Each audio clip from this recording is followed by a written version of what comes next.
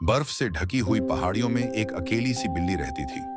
ना कोई घर, ना कोई अपना, बस ठंड, खामोशी और सफेद बर्फ। एक दिन गिरती हुई बर्फ के बीच उसकी नजर एक बहुत बड़े अंडे पर पड़ी। अंडा इतना बड़ा था कि बिल्ली पहले डर गई।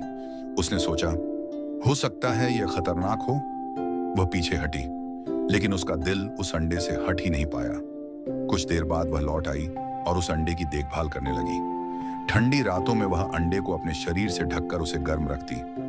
दिन बीतते गए, बर्फीली हवा और सर्द रातें उसकी परीक्षा लेती रहीं, लेकिन बिल्ली ने हार नहीं मानी। एक दिन अंडे में हलचल हुई, हल्की हल्की दरारें पड़ी और उसी बर्फ के बीच एक नन्हा सा तोते का बच्चा बाहर आया।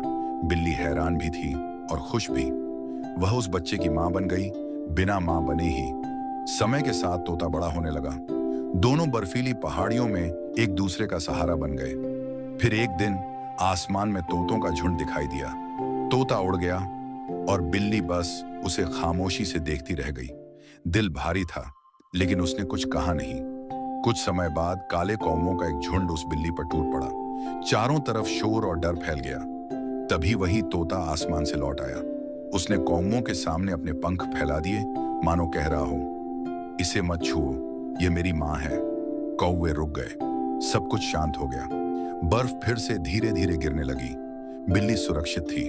वह मुस्कुराई, लेकिन फिर भी बिल्ली रोने लगी, क्योंकि उसकी कहानी देखकर भी किसी ने लाइक और सब्सक्राइब नहीं किया।